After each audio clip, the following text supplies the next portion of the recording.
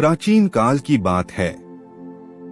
हस्तिनापुर के पराक्रमी और धर्मप्रिय राजा दुष्यंत अपने पराक्रम और न्यायप्रियता के लिए प्रसिद्ध थे।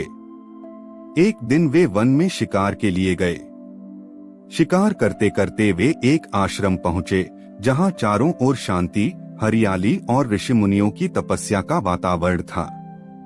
वही उन्होंने पहली बार देखा, एक अनुपम सुंदरी जो कमल की तरह कोमल और तेजस्विनी थी, शकुंतला।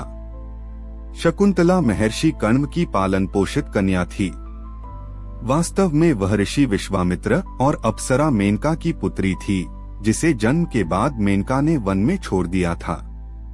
कण्व ऋषि ने उसे पाया और स्नेहपूर्वक पाला। जब दुष्यंत ने शकुंतला को देखा तो उनका हृदय मोह गया। दोनों की आंखें मिली और एक दिव्य प्रेम जन्मा। कुछ समय बाद दोनों का गांधर्व विवाह हुआ, यानी मन से मन का मिलन। साक्षी स्वयं देवता थे।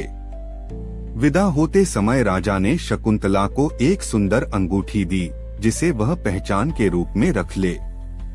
कुछ दिनों बाद दुष्यंत राजमहल लौट आए और बोले कि वे शीघ्र दूत भेजेंगे, लेकिन नीति को कुछ और मंजूर था। एक दिन ऋषि दुर्वासा आश्रम आए और शकुंतला प्रेम विचारों में खोई हुई उनका स्वागत करना भूल गई।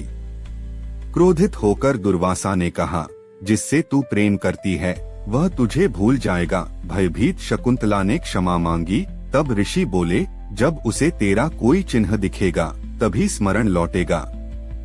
समय बीता, शकुंतला गर्भवती हुई और कण्व ऋषि ने उसे दुष्यंत के पास भेजा, परंतु मार्ग में उसकी अंगूठी नदी में गिर गई और वह दरबार पहुंची तो राजा उसे पहचान न सके। शकुंतला का हृदय टूट गया। वह वन में चली गई और वहीं एक पुत्र को जन्म दिया, भरत। भरत बचपन से ही सिंह के दांत गिनने वाला वीर बालक था।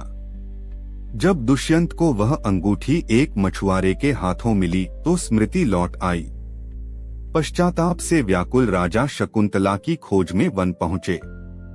वहां उन्होंने अपने पुत्र को खेलते देखा और शकुंतला से पुनर्मिलन हुआ। राजा दुष्यंत शकुंतला और भरत को अपने राज्य ले आए। आगे चलकर भरत ही भारतवर्ष का महान सम्राट बना और उसी के नाम पर इस देश का नाम पड़ा, भारत। सीख, प्रेम, सत्य और क्षमा, ये 3 गुण ही किसी संबंध को अमर बनाते हैं। कहानी पसंद आई हो तो लाइक, शेयर करें और चैनल को सब्सक्राइब करना ना भूलें।